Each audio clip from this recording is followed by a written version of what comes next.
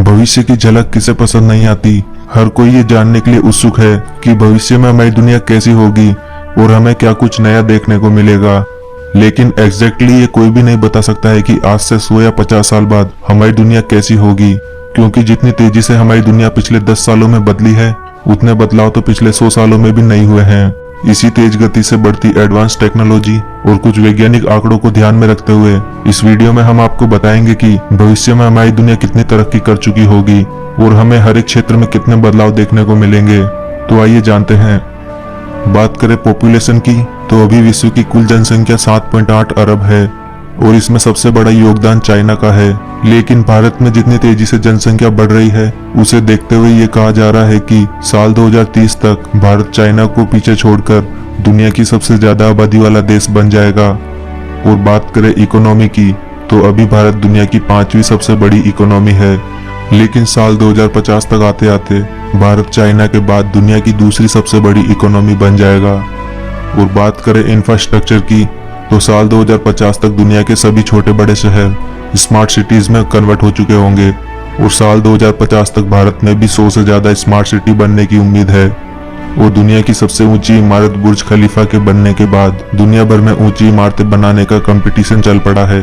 एक अनुमान के मुताबिक साल 2050 तक दुनिया भर में 10 से भी ज्यादा ऐसी इमारतें बन चुकी होगी जिनकी हाइट 1000 मीटर से भी ज्यादा होगी। और भविष्य में वैज्ञानिकों द्वारा स्पेस मिशन और भी तेज होने वाले हैं, क्योंकि हर देश अब अंतरिक्ष में अपना दबदबा बनाने में जुटा हुआ है। पिछले कुछ दशकों में वैज्ञानिकों ने स्पेस साइंस में काफी तरक्की की है और भविष्य में वैज्ञानिकों द्वारा पृथ्वी जैसे दूसरे ग्रह खोजने के प्रयास भी काफी तेज होने वाले हैं। और साल 2100 तक यह भी अंदाजा लगाया जा रहा है कि इंसान मंगल ग्रह पर मानव बस्तियां बसाने लग जाएगा और तब इंसान हनीमून या फिर ट्रेवलिंग के लिए मंगल या फिर मून जैसे ग्रहों को अपना डेस्टिनेशन बनाएंगे।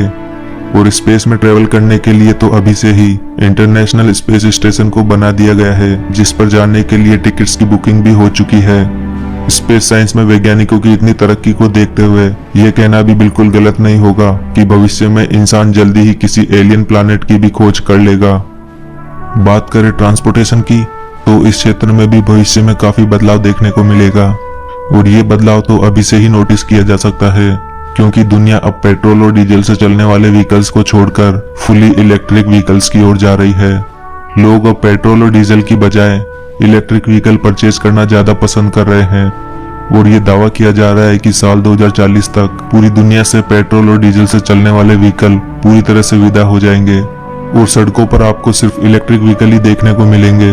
और इसका सबसे बड़ा फायदा हमारे एनवायरनमेंट को ही होने वाला है, क्योंकि पेट्रोल और डीजल से चलने वाले व्हीकल ही हमारे एनवायरनमेंट में पोल्यूशन का एक बड़ा कारण है। और जब सड़कों पर सिर्फ इलेक्ट्रिक गाड़ियां ही दौड़ेगी, तो इसका एक बड़ा फायदा उन देशों को भी होगा जो कि पेट्रोल और डीजल के लिए दूसरे देशों पर निर्भर हैं। और भारत को भी इसका सीधा फायदा होने वाला है, क्योंकि भारत भी कच्चे तेल के लिए पूरी तरह से ईरान और सऊदी जैसे देशों पर डिपेंड है। और ये इलेक्ट्रिक व्हीकल साल 2050 तक पूरी तरह से ऑटोमेटिक भी होने वाले हैं। मर्सिडीज और टेस्ला जैसी नामी कंपनियों ने अभी से ही सेल्फ ड्राइविंग व्हीकल्स पर काम करना शुरू कर दिया है।